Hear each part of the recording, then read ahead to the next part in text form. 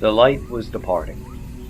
The brown air drew down all the earth's creatures, calling them to rest from their day roving, as I, one man alone, prepared myself to face the double war of the journey and the pity, which memory shall here set down, nor hesitate, nor err.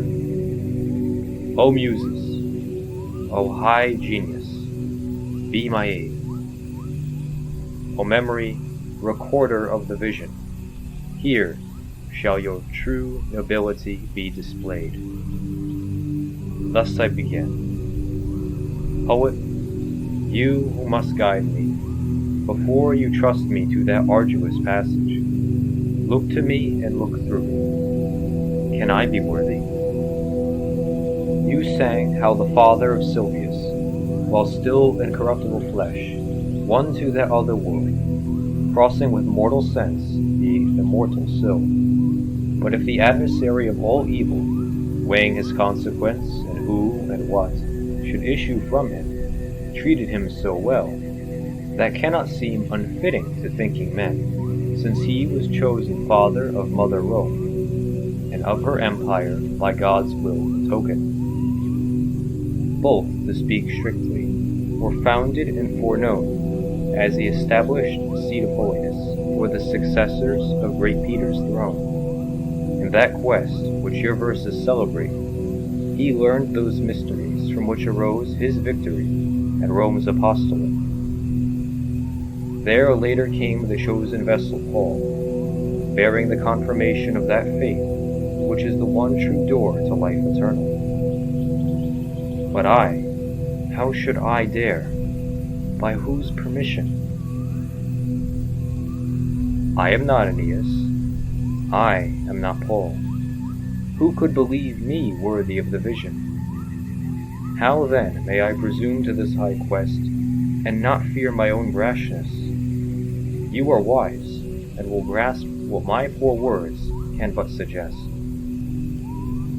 As one who unwills what he wills, will stay strong purposes with feeble second thoughts, until he spells all his first zeal away. So I hung back, and balked on that dim coast, till thinking had worn out my enterprise, so stout at starting and so early lost.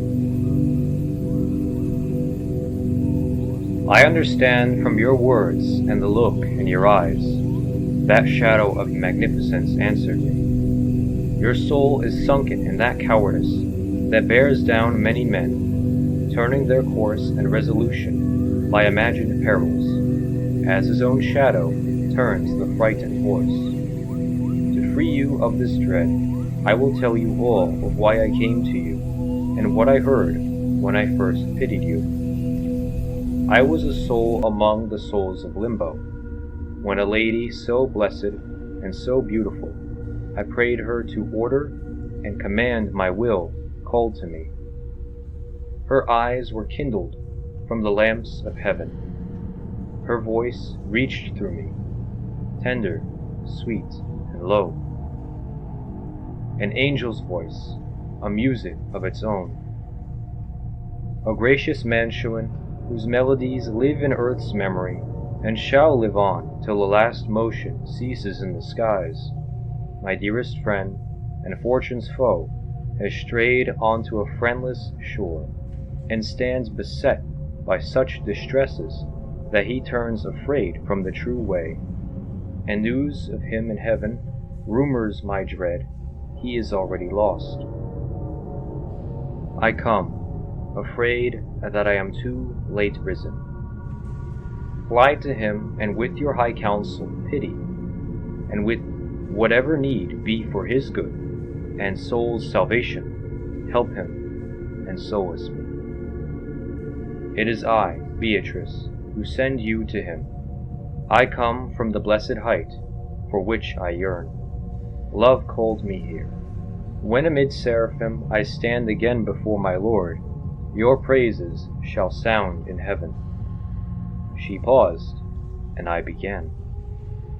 O Lady of that only grace that raises feeble mankind within its mortal cycle, Above all other works, God's will has placed within the heaven of the smallest circle. So welcome is your command that to my sense, were it already fulfilled, it would yet seem tardy. I understand and am all obedience. But tell me how you dare to venture thus, so far from the wide heaven of your joy, to which your thoughts yearn back from this abyss. Since what you ask, she answered me, probes near the root of all, I will say, briefly only, how I have come through hell's pit without fear.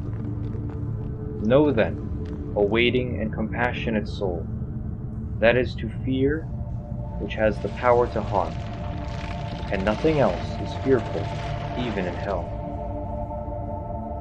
I am so made by God's all-seeing mercy, your anguish does not touch me, and the flame of this great burning has no power upon me. There is a lady in heaven so concerned for him I send you to, that for her sake the strict decree is broken. She is turned and called Lucia to her wish and mercy, saying, Thy faithful one is sorely pressed. In his distresses I commend him to thee.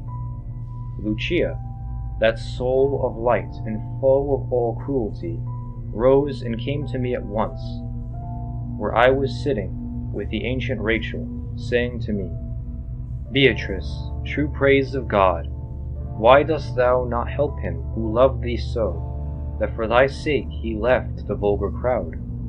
Dost thou not hear his cries? Canst thou not see the death he wrestles with beside that river no ocean can surpass for rage and fury? No soul of earth was ever as rapt to seek its good or flee its injury as I was, when I had heard my sweet Lucia speak, to descend from heaven and my blessed seat to you, laying my trust in that high speech that honors you and all who honor it. She spoke and turned away to hide a tear that, shining, urged me faster. So I came and freed you from the beast that drove you there, blocking the near way to the heavenly heights. And now what ails you?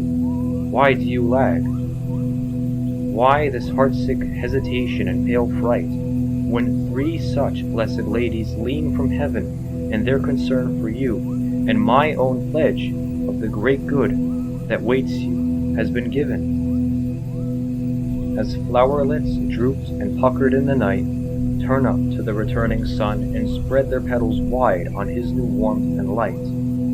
Just so, my wilted spirits rose again, and such a heat of zeal surged through my veins that I was born anew. Thus I began, Blessed be that Lady of infinite pity, and blessed be thy tact and courteous spirit that came so promptly on the word she gave thee. Thy words have moved my heart to its first purpose, my guide, my lord, my master. Now lead on. One will shall serve the two of us in this. He turned when I had spoken, and at his back I entered on that hard and perilous track.